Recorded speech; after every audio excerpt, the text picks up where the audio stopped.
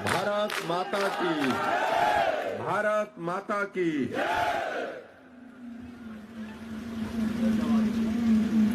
देखो देखो कौन आया। आज की इस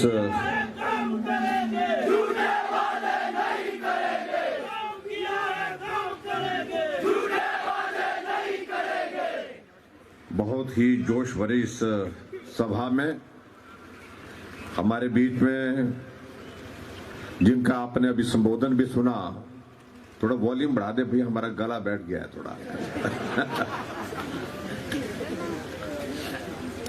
हाँ, थोड़ी मदद हो जाएगी मेरी। आपके इस विधानसभा क्षेत्र के बहुत ही लोकप्रिय विधायक और भारतीय जनता पार्टी के इस विधानसभा क्षेत्र से प्रत्याशी भाई बलवीर सिंह वर्मा जी,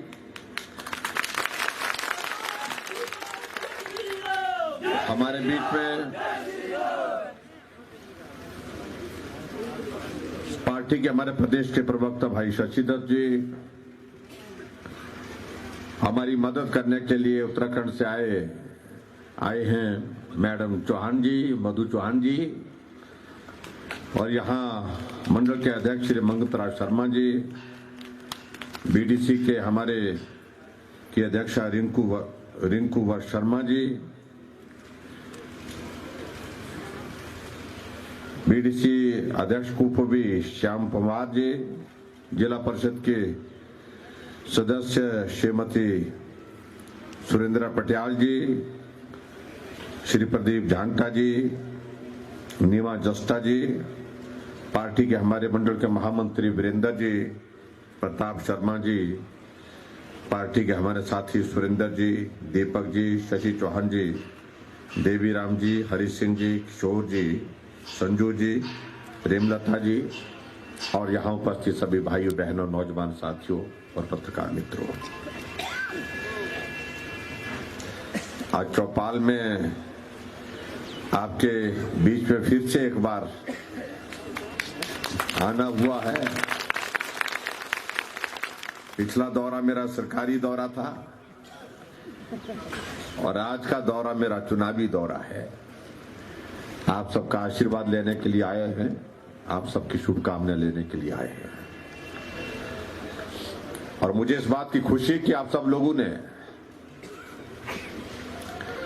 जिस गर्मजोशी के साथ यहां पर स्वागत किया, और इस सभा को देख करके मैं कह सकता हूं, ये जीत साधारण जीत नहीं होने वाली, ये ऐतिहासिक जीत होगी।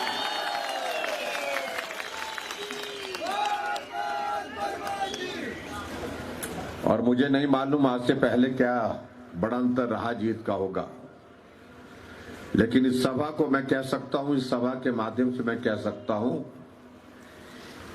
अब की बार जीत के सारे रिकॉर्ड टूटने वाले हैं।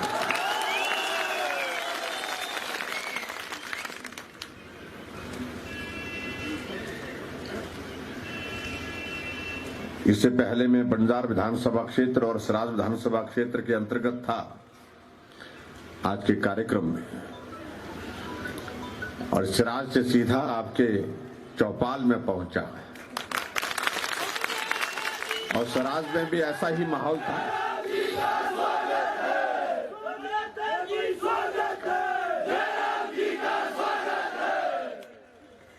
ये स्वराज और हमारा चौपाल ऐसे जुड़ा है जैसे एक रिश्ता है हमारा। आज कैंपेन में भी देखिए, मैंने कोई योजनाबद्ध तरीके से नहीं किया, लेकिन कार्यक्रम मेरी पार्टी ने बनाया, सराज के बाद चौपाल पर जा दिया।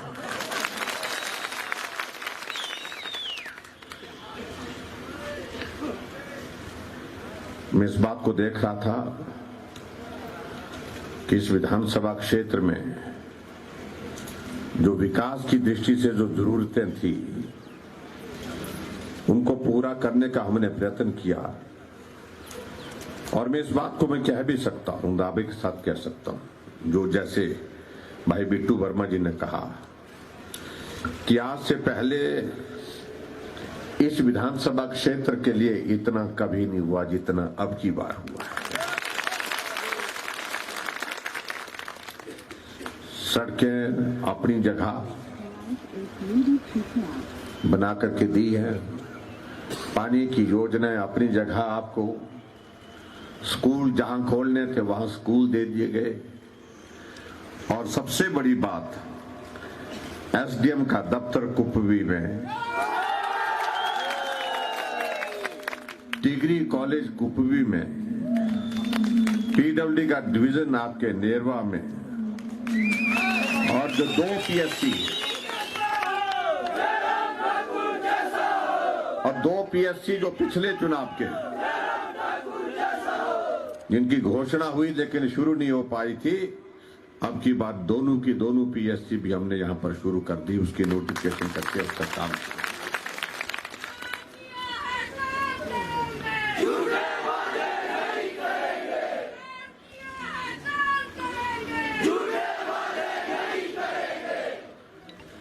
मैंने इस बात को देखा कि हिमाचल प्रदेश में कुछ एक विधानसभा क्षेत्र ऐसे हैं जहां काम करने की ज्यादा जरूरत है, उसमें एक चौपाल भी है, पिछड़ापन है, सुविधाओं की कमी है, और इसलिए यहां पर ज्यादा काम होना चाहिए और जल्दी होना चाहिए। इस बात को सुनिश्चित करने के लिए हमने अब की बार इन 5 वस्तु में कोशिश की। पिछली बार जब यहां कार्यक्रम में आया था मैं, जो कार्यक्रम हमारा 75 वर्ष हिमाचल प्रदेश के गठन के पूरे होने पर था, उस दिन मैंने कहा था कि भाई जो घोषणाओं की बात कही, इन्होंने कहा कि घोषणा करो, मैंने कहा कि मैं जाकर के बैठ लूंगा इनके साथ। फिर तो मैं सोचने लगा कि वहीं कर दिया होता तो ज्यादा अच्छा था। पीछे पड़ गए, ऐसे पड़ गए कि भाई छोड़ा ही नहीं। अभी मैं शिमला अभी पहुंचा ही नहीं था, रास्ते में ही फोन आ गए, ये भी करना। मैंने कहा एक आधी चीज बता, ना सारी करनी बोलते थे, सारी की सारी करनी है। और उस तरह से हमने जो भी इन्होंने बताया, एक एक चीज को लेकर के हमने आपको जो है उसकी स्वीकृति कैबिनेट में ला करके दी, और उसके लिए मैं आप सबको बहुत बहुत बधाई देता हूं।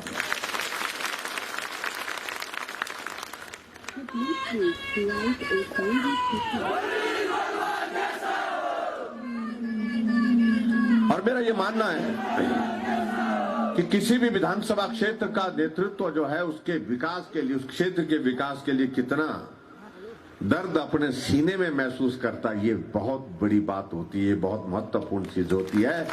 आपका दर्द, आपके इस क्षेत्र की जो पीड़ा है, बलवीर वर्मा जी अपने दिल में रखते हैं, दिल में सुख।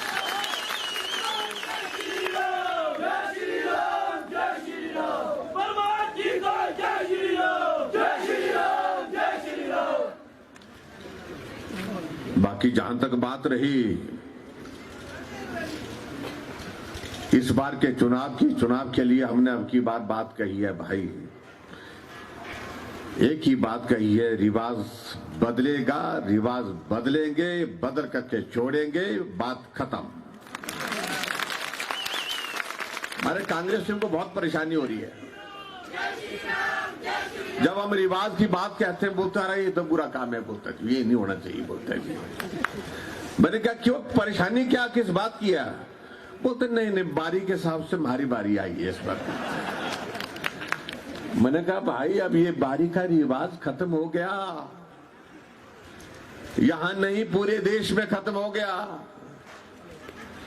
बारी के हिसाब तो उत्तराखंड में भी बोलते कि हमारी बारी आई है, लेकिन बारी नहीं आई। बारी के हिसाब से उत्तर प्रदेश में भी यही होता था, 5 साल के बाद सरकार बदल जाती थी, वहां भी ये बोलते थे हमारी बारी आई, नहीं आई। और यहां भी मैंने कहा आप बोलते रहो, दिल को तसल्ली देते रहो, लेकिन बारी नहीं आएगी, रिवाज बदलेगा और बदलेगा।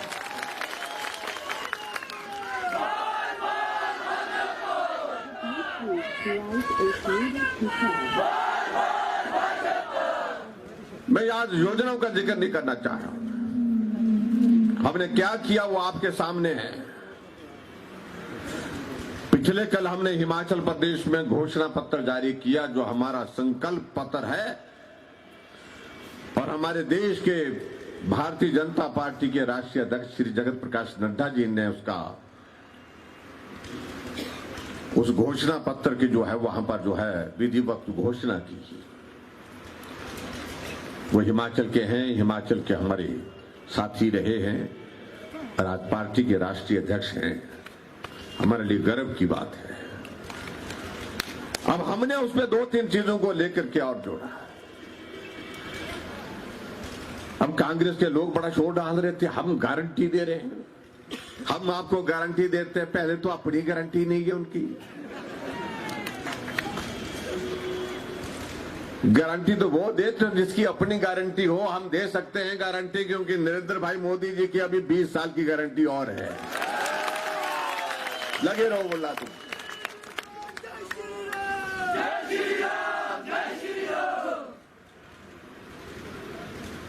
वो कह रहे हैं कि हम आएंगे तो करेंगे, ये करेंगे, वो करेंगे। आएंगे तो करेंगे ना, जब आने ही नहीं देंगे तो कैसे करेंगे भाई। और आने क्यों देंगे? पूरे देश में तो कहीं दिया नहीं। जिस प्रदेश में चुनाव हो रहा है कांग्रेस की विदाई हो रही है। अभी प्रदेश में इन्होंने कांग्रेस के अध्यक्ष को सहयोग देने के लिए 4 कार्यकारी अध्यक्ष बनाए। 4 कार्यकारी, बोलते कि 4 स्तंभ है, कांग्रेस के भवन को मजबूती देंगे, ताकत देंगे। उसमें से 4 में से 2 हमारी पार्टी में आगे, 2 ही रह गए। मैंने कहा कांग्रेस को, मैंने कहा अब तुम्हारा भवन कितना सुरक्षित है, 2 ही पिलर रह गए, 2 तो आगे, 2 तो निकल गए। किसी भी तरह से आपको कहूं, मैंने कहा कांग्रेस का ये भवन आपके अब किसी के लिए सुरक्षित नहीं है। और हालत देखिए इनकी पूरे देश भर में हो के गई है।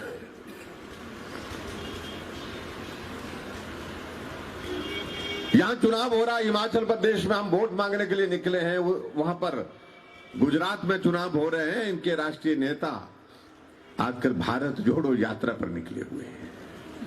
हमने कांग्रेसी को पूछा, भाई मैंने कहा वो राहुल गांधी जी नहीं आ रहे? बोलते नहीं जी, वो तो यात्रा पर गए हैं। मैंने कहा आप लोग कब जाओगे? मेरे ख्याल से चुनाव के बाद वो भी जाएंगे यात्रा पर ही। भेजना पड़ेगा उनको, यात्रा पर ही भेजना पड़ेगा। ये विचित्र परिस्थिति है। किसी देश का राष्ट्रीय अध्यक्ष जो रहा है, उस पार्टी का, उस राष्ट्रीय नेता, चुनाव हो रहे हैं अपने देश में, अपने प्रदेशों में चुनाव हो रहे हैं, तो उनके नेता उस चुनाव में आ नहीं रहे हैं। फिर शायद मुझे मालूम पड़ा कि शायद कांग्रेस के लोगों ने ही उनको सलाह दी कि भाई मेहरबानी करके आप यात्रा पर ही जाओ, अच्छा रहेगा। वो मालूम नहीं आकर के क्या बोल जाएंगे उनको।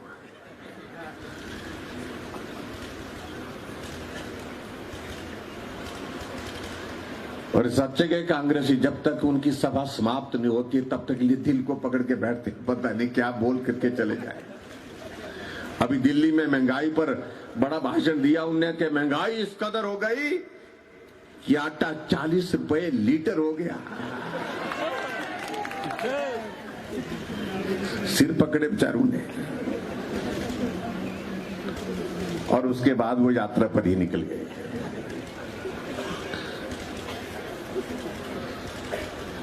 जहां हिमाचल में कह रहे हैं कि हम आ रहे हैं, चुनाव में आएंगे।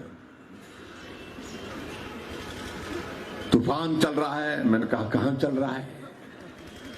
हम भी हिमाचल में ही रहते हैं। आंधी चल रही है। हमने कहा आंधी भी हमको मिली नहीं, ना दिखाई दी है।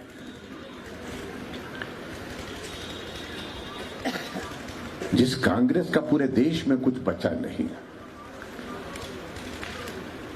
क्या हिमाचल में उसका कुछ बचना चाहिए? बचना चाहिए तो तय करो भाई, ऐसी विदाई दो ताकि वो दूसरी बार आने की जो है, वो मुड़ करके आने की जो हिम्मत है ना करे।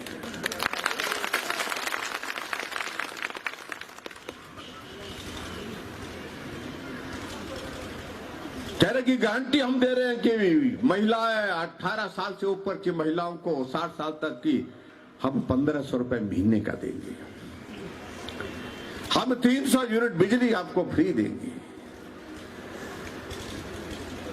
कई तरह की गारंटी कर रहे हैं, कर्मचारियों के लिए बोल रहे हैं। मैंने कहा पहले तो आप इस बात को बताओ कि 2012 में आपने गारंटी दी थी कि हिमाचल प्रदेश के हर एक परिवार से एक आदमी को, एक नौजवान को सरकारी नौकरी दी थी कि नहीं दी थी? क्या हुआ? लगे यहाँ चौपाल में बचा तो नहीं कोई, सब लग गए ना, हर घर से लग गया। ये उनकी गारंटी होती है। और उस वक्त उन्होंने चुनाव में एक बात और कही थी, हम बेरोजगारों को बेरोजगार भत्ता देंगे। क्या बेरोजगारी भत्ता मिल गया? कई तरह की बातें कही तुमने, लेकिन हमारी सरकार ने जो नहीं कहा था हमने वो भी किया।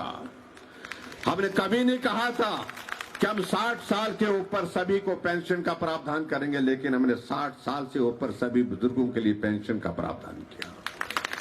वो 400 करोड़ रुपए खर्च करते थे पेंशन पर, हम 1300 करोड़ रुपए खर्च कर रहे हैं। हमने कोई गारंटी नहीं दी थी, हमने इस बात की गारंटी भी नहीं दी थी, हमने इस बात की गारंटी भी नहीं दी थी कि अगर हम सत्ता में आएंगे तो हम हिमाचल प्रदेश में पीने के पानी का बिल माफ कर देंगे, हम कोई पैसा नहीं लेंगे। हमने ये भी नहीं कहा था कि अगर हम सत्ता में आएंगे हम महिलाओं के लिए आधा किराए बसों का रखेंगे, आधा हम माफ कर देंगे, ये भी नहीं हमने कहा था, लेकिन हमने करके दिखाया। हमने ये भी नहीं कहा था कि हिमाचल प्रदेश में हमारी सरकार बनेगी तो 125 यूनिट पर बिजली का 0 बिल देंगे, लेकिन हमने करके दिखाया। और मैं इस बात को कह सकता हूं, दावे के साथ कह सकता हूं, या जितने भी लोग हैं सबको बिल बिजली का आया होगा, लेकिन कितना आया होगा? 0 बिल आया होगा। जो आज से पहले सरकारें रही, कभी उन्हें सोचा इस बात को लेकर के? हमें तो कहा कि आप तो मुफ्तखोर बना रहे हैं, अब तो 125 यूनिट दिए और तुम 125 यूनिट नहीं, तुम 300 यूनिट की बात कर रहे हो। अब लोगों ने, एक आदमी ने पूछा किसी कांग्रेसी को, भाई जब 125 यूनिट से ही हमको 0 बिल आ रहा है, आपके 300 यूनिट कहां डालने, हमने क्या करना उसका? कोई मतलब नहीं उस सारी चीज का। इसलिए भाई और बहनों, जो हमने चीजें करने की थी वो हमने कर दी हैं। और पिछले कल हमने जो घोषणा पत्र है उसमें और भी हमने चीजें शुरू की है। जो हम शगुन योजना के अंतर्गत हम हिमाचल प्रदेश में बीपीएल परिवार की बेटी के लिए 31,000 रुपए शगुन के रूप में सरकार की ओर से आशीर्वाद देते थे। हमने पिछले कल घोषणा पत्र में इस बात का जिक्र किया है कि हमारी सरकार बनने के बाद 3100 नहीं, हम इसमें 51,000 रुपए जो है, 31,000 नहीं 51,000 रुपए उसमें हम देंगे। 31,000 की जगह 51,000 रुपए हम उस पर देंगे। हमने एक बात और कही महिला सशक्तिकरण की दृष्टि से। हमने ये भी कही, जो बच्ची स्कूल जाती है हमारी +2 तक, उनको अगर साइकिल की जरूरत है तो उनको साइकिल देंगे, और +2 से ऊपर पढ़ने वाली हायर एजुकेशन में जो जाने वाली बच्चियां हैं उनके लिए हम हिमाचल प्रदेश में स्कूटी देंगे। ये भी हमने पिछले कल घोषणा की।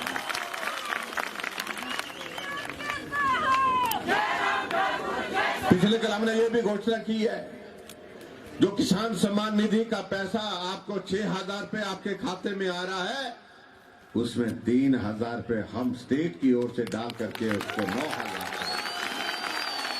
अरे किसान के खाते में पैसा आएगा। हम 6,000 के बदले 9,000 रुपए आएगा, ये भी हमने वादा किया है। हमने और भी महिला सशक्तिकरण की दृष्टि से वादा किया, जिन बहनों की प्रेगनेंसी है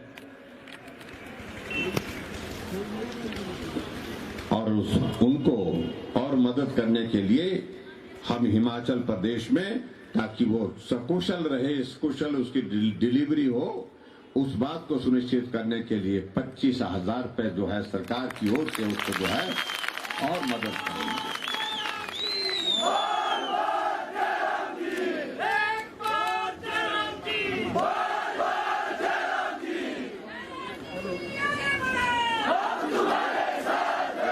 और भी बहुत सारी चीजों का हमने जिक्र किया और इसके अलावा और जो हमने बात कही है जो बहुत महत्वपूर्ण है, हिमाचल प्रदेश में तो राज्य की जो हमारी सरकारी नौकरी है, चाहे हमारे एजुकेशन के जो संस्थान हैं, उनमें जो महिलाओं के लिए और ज्यादा प्रोत्साहन देने के साथ साथ 33% आरक्षण भी महिलाओं के लिए देंगे, ये भी हमने उसमें तय किया। इसमें भाई पुरुष भी तालीम जाओ थोड़ा, ऐसा तो नहीं सोच रहे हैं कि अब वोट भी इनसे ही मांगना, हमारे लिए तो कुछ करा नहीं है। भाई बेटी हर घर में है, महिला हर घर में है और उसके लिए मदद का रास्ता हमने निकाला है महिला सशक्तिकरण की दृष्टि से। और भी बहुत सारी चीजों को लेकर के हमने पिछले कल घोषणा की है। प्रमुख रूप से हमने महिला सशक्तिकरण के लिए जहां हमने 11 कमिटमेंट की है, आने वाले समय में हमारी सरकार क्या क्या करने वाली हिमाचल प्रदेश में, उसमें हमने गरीब परिवार की जो महिलाएं जिनके घर में गैस का हमने सिलेंडर गैस का कनेक्शन दिया है, जो गरीब परिवार की हैं, उनके घर में 1 साल में 3 गैस के सिलेंडर भी फ्री देंगे, ये भी हमने बात की।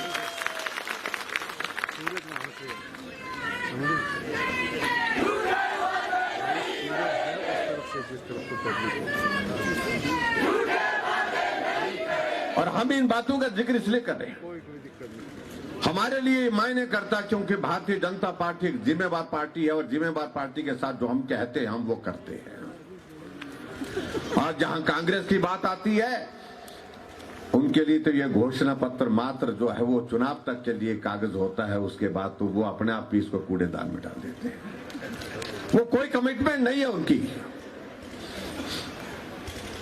इसलिए मैं आप सबके बीच में इतना ही कहना चाह रहा हूं, बहुत परेशान है कांग्रेस के मित्र, उनका लगा कि अब इस तरह का ये घोषणा पत्र आ गया, इसके बाद बचा ही कुछ नहीं, अब करना तो करना क्या। अब कांग्रेस के लोग जहां हिमाचल प्रदेश में इस चुनाव में जाकर के लोगों के बीच में कह रहे हैं, एक ही बात कह रहे हैं, ये हो गया, महंगाई हुई, काम नहीं हुआ, विकास नहीं हुआ। भाई और बहनों, मैं ये जरूर कहना चाहता हूं, इन 5 वर्षों में से 3 वर्ष हमको काम करने के मौका मिला और 3 वर्ष के बाद 2 वर्ष तो उस कोविड के दौर में गुजर गए, जब जिंदगी बचाने का हमारे सामने एक बहुत बड़ी चुनौती बड़ा काम था, लेकिन हमने जिंदगी को बचाने का काम किया। मैं इस बात को दावे के साथ कहता हूं, कोई भी कांग्रेस से हमारे सामने खड़ा होकर के अगर हमारे सामने आए, हमारे में हिम्मत, हम उनको कह सकते हैं कि तुम भी भारत सरकार और प्रदेश सरकार की एक नहीं अनेक योजनाओं के लाभार्थी हो। मानेंगे नहीं, मुझे मालूम है मानेंगे नहीं।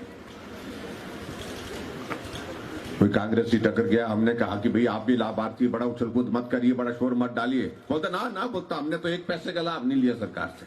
मैंने कहा भाई खड़, तुम 1 मिनट बात सुन मेरी भी थोड़ा सा। हाँ बोलो, बोलते हैं। मैंने कहा वैक्सीन की डोज लगी, 1 लगी कि 2 लगी? बोलते नहीं, वैक्सीन की डोज लगी 3। मैंने कहा 1 डोज कम से कम 500 रुपए की पड़ती है, 5 दिए 1500 रुपए का लाभ आपका पैसा लिया आपसे। कुछ पैसे तो नहीं लिए, तो मैंने कहा 1500 रुपए का लाभ आपको मिला। बोलते मेरे को क्या, वो तो सबको लगी। बोलते हैं हटता थोड़ी है कांग्रेस, हटता नहीं है, मुश्किल तो ये है कि मानता नहीं है। मैंने कहा सबको लगी, मुझे भी पता है, लेकिन आपको मिला कि नहीं मिला, आपसे पैसा लिया? बोलते ना वो तो नहीं लिया। मैंने कहा फिर और आगे सुन, घर में पानी का नलका लगा? बोलता हाँ लगा है, नलका तो लगा है। मैं कहाँ लगा? बाहर लगा है। मैं बोलते ना रसोई में भी लगा, बाथरूम में भी लगा, वॉश बेसिन में भी लगा। तो मैं कहा सब जगह नलके, वहां कई नलके लगे घर में। मैंने कहा बिल आता पानी का? फिर सोचने लगा, हाँ बिल पहले तो आता था, अब शायद नहीं आता। बोलते मैं कहा शायद नहीं, अब नहीं आता है बिल आपको। मैं कहा लाभार्थी हुए कि नहीं हुए? किसने किया पानी का बिल आपका बंद? मैंने कहा आगे बढ़। मैं कहा घर में बिजली लगी है ना? बोलता हाँ बिजली तो लगी है। मैं कहा लट्टू जलता है कि नहीं जलता है? बोलता हाँ जलता है। मैं कितना बिल आता था? बोलता आता था 500 रुपए, 400, 450 आता था, 600 भी आ जाता था कभी कभी। बोलते मैंने कहा अब कितना आ रहा है? अब कितना आ रहा है? बोलता नहीं मेरे को ऐसे मत करो। बोलता ऐसे मत बोलो, मेरे थोड़ी लगा। बोलता सबको किया माफ। बोलता आपने मेरे को भी माफ किया। मैंने कहा भाई सबको तो माफ किया, लेकिन तुमको भी माफ हुई। झंडा तेने हाथ में पकड़ा हुआ, झंडा उठा के चला है, कम से कम थोड़ा तो सोच में कर, थोड़ा तो डरो भगवान से। मैं गाली देनी बंद कर, बाकी तो ठीक है, अपनी पार्टी का प्रचार कर। क्या करना? बोलते सारी उम्र कांग्रेस पे निकाली। बोलता अब कहां जाए? बोलते झगड़ा तो घर में भी होता है। घरवाली बोलती है ये देखो गैस हमको सरकार ने दी है, ये बिजली का किराया बोलता माफ कर दिया, पानी का किराया माफ कर दिया है, आने जाने का मेरा घर का किराया मतलब बाजार जाने का मेरे को कितने पैसे लगते हैं? तो आधा किराया लगता है। तो घर जाने लायक नहीं रहे, परेशान हो गए। मैं कह रहेंगे भी नहीं तुम भाई। सारी बातों को उनको मालूम है कि भाई ये हुआ है, ये भी हुआ, ये भी हुआ, ये भी हुआ है, लेकिन मानते नहीं। इसलिए मैं आप सबसे यही कहना चाह रहा हूं, हमने ईमानदारी से काम किया है और हमने गरीब के करीब रह करके काम किया है। इस गरीब की जितनी मदद हो सकती थी वो मदद करने की हमने कोशिश की है। कांग्रेस के लोगों ने आज तक इन बातों पर सोचा नहीं कि ऐसे भी गरीब आदमी के लिए मदद हो सकती है। इसलिए आप लोग भी जब जाएंगे प्रचार, जिसके घर में ना बड़ा ऊंचा झंडा मिलेगा कांग्रेस, उसको पूछो तेरे को वैक्सीन लगी कि नहीं लगी? क्या जवाब देगा? पूछो जरा कितनी डोज लगी उसकी। पानी का नल का लगा तो पूछो भैया किराया आ रहा कि नहीं आ रहा है? बिजली का पूछो कि कितना बिल आ रहा, बोलना। ये प्रश्न पूछिए जाकर के उनको घर घर में जाकर के।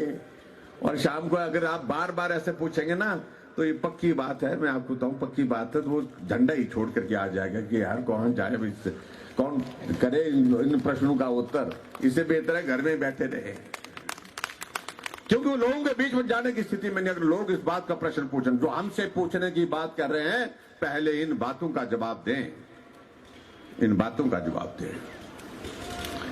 इसलिए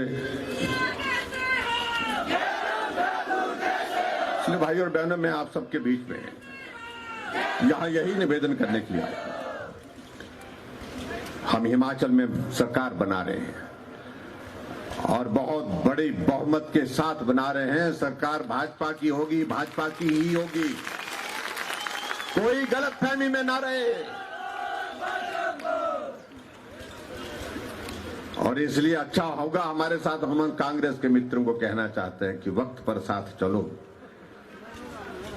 अगर साथ चलेंगे तो हम ऐसा मान करके चलेंगे कि भाई आप ऐसे वक्त में हमारे साथ में आए जब हमको साथ की जरूरत थी। आने वाले समय में आपके बारे में भी अच्छा सोचेंगे।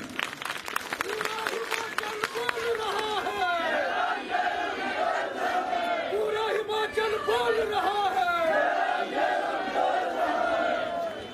इसलिए हम आप सबसे यही निवेदन करना चाह रहे हैं। 5 दिन बचे हैं, ये 5 दिन आप हमें दीजिए, हम 5 वर्ष आपके लिए देंगे, 5 वर्ष आपके लिए। और नरेंद्र भाई मोदी जी ने सुंदरनगर के सभा में कहा, यहाँ ये हिमाचल मेरा अपना हिमाचल, मेरा हिमाचल। आप कल्पना करिए ऐसे प्रधानमंत्री बिलासपुर में ऑल इंडिया मेडिकल इंस्टीट्यूट का उद्घाटन करने के बाद कुल्लू के दशहरे में जाते हैं, दशहरे में भीड़ को चीरते हुए सुरक्षा बलों को साफ मना करते हो कि मुझे मत रोकिए, मुझे दर्शन करने के लिए जाना, रघुनाथ जी का आशीर्वाद, देवी देवता को आशीर्वाद लेना है। जैसे मैं पहले आता था वैसे ही मैं आज यहाँ पर दर्शन करने के लिए यहाँ आया हूँ और भीड़ को चीर करके रघुनाथ जी के दर्शन करने के लिए रघुनाथ के रथ के पास पहुंचे।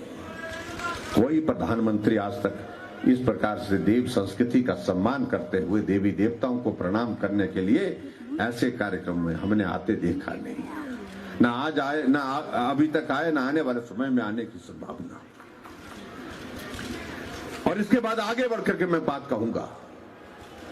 आप देखिए उत्तराखंड के केदारनाथ में गए, यहां मैडम चौहान जी भी बैठी हैं। केदारनाथ पहुंचे तो हिमाचल का पूरा टोपी, हिमाचल की चोड़ा, हिमाचल का, और उसके बाद वो कमर में, आपके यहां पता नहीं क्या बोलते हैं, मेरे पहाड़ी में गाची बोलते हैं उसको। हाँ, देवगाची है। गाची भी जो है वो भी हिमाचल का जो मफलर, कुल्लू का जो बड़ा कलरफुल मफलर, तो उसकी गाची लगाई हुई है, पांव में पूले पहनी हुई है, सिर से पांव तक हिमाचल रचा है, बसा है। ऐसे प्रधानमंत्री हमारे जो है, जो हिमाचल को रिप्रेजेंट करते हैं।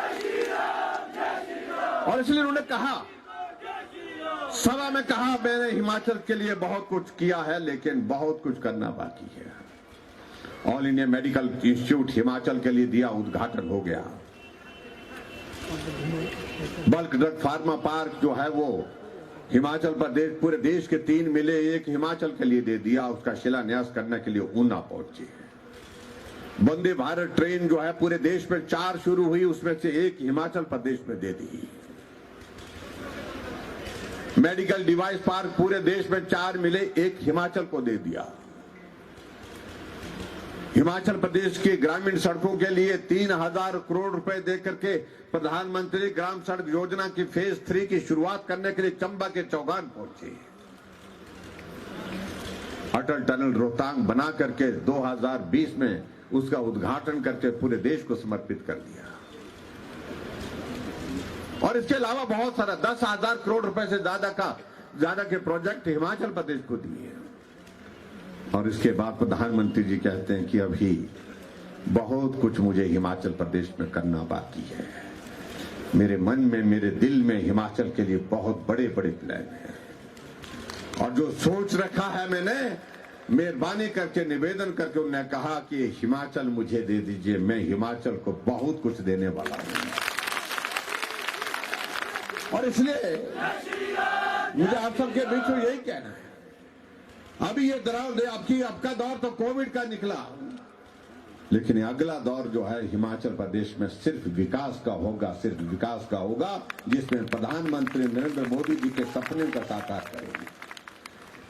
और उसके लिए हम चाह रहे हैं कि आप सबका आशीर्वाद यहां से मिलना चाहिए। और मुझे पूरा भरोसा है ये चौपाल तो इस बार पूरा रिकॉर्ड तोड़ने वाला है। जो हालात देख रहा हूं मैं, परिस्थितियां देख रहा हूं, मुझे पूरा भरोसा है कि आपकी बार ये होने वाला है। इसलिए मैं आप सबसे यही निवेदन करना चाहता हूं, कभी कभी रिकॉर्ड तोड़ने का मजा आता है, आपकी बार इस मजे को पूरा करो भाई। तो लंबे समय तक के लिए इतिहास रहता है।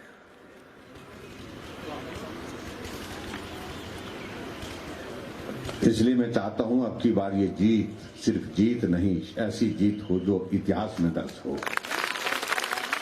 जीत को आप ऐतिहासिक बनाइए, यही मैं आप सबके बीच में निवेदन करने के लिए यहां पर आया हूं। और मैं आप सबसे एक ही बात कहना चाह रहा हूं, ये चौपाल भाजपा के साथ चला है, भाजपा के साथ चलता रहेगा। और हिमाचल भाजपा के साथ नरेंद्र भाई मोदी जी के साथ चलता रहा है और नरेंद्र भाई मोदी जी के साथ चलता रहेगा, भाजपा के साथ रहेगा। रिवाज बदल करके छोड़ेंगे और हिमाचल प्रदेश में भारतीय जनता पार्टी की सरकार बना करके छोड़ेंगे। इतना ही मैं कहना चाहता हूं। पूरे हिमाचल प्रदेश में हर जगह इस प्रकार का माहौल है, जो माहौल आप यहां पर देख रहे हैं, इसी प्रकार का वातावरण पूरे हिमाचल प्रदेश में बना है कि अब की बार भाजपा की सरकार फिर सत्ता में लानी है। सरकार चाहिए, सरकार से कम कुछ नहीं। स्वीकार इस बात को लेकर के सब साथी पूरे हिमाचल प्रदेश में निकल पड़े हैं। आप सब इस जीत को ऐतिहासिक बनाएंगे, ऐसा भरोसा है मुझे, ऐसा विश्वास है। इतनी बात कहते हुए आप सबका बहुत बहुत धन्यवाद। नमस्कार, जय हिंद, जय हिमाचल।